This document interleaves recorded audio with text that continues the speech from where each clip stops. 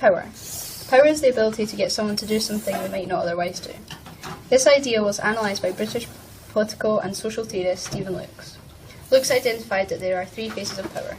These are the decision-making phase, the agenda-setting phase, and the insidious phase. The first phase, the open phase of power, is known as the decision-making phase. This is power that can be seen, so is transparent. For example, the passage of the Same-Sex Couples Act in 2013. This type of power is clear and obvious, as people can see where power lies and who is in control of it. This type of power is most common in democratic countries. Due to its democratic nature, many people accept it, even if they do not agree with it. The second phase of power is the closed phase. It is also known as the non-decision-making phase. This is power which is exercised behind closed doors, away from the public eye. This phase of power is also known as the power of agenda setting. An example of this phase of power in practice is between 1979 and 1997, when the Conservative government refused to talk about devolution. This type of power can be used for preventing and limiting decisions as much as making them.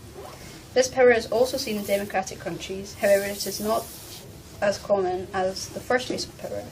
Most people can accept this phase of power because sometimes it is the most effective, for example when dealing with issues such as diplomacy or national security. The third phase, the insidious phase, is known as the manipulating desires phase.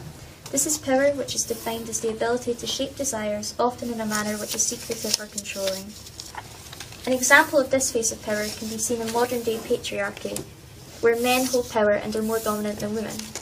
This phase of power is not commonly seen in democratic countries, because it is believed to be able to manipulate our desires, which can end up going against our best interests and needs. Niccolò Machiavelli was an Italian historian and politician who also commented on power. Machiavelli said, "It is better to be feared than loved if you cannot be both." He believed that power was the ultimate goal, so you may have to do bad to get good.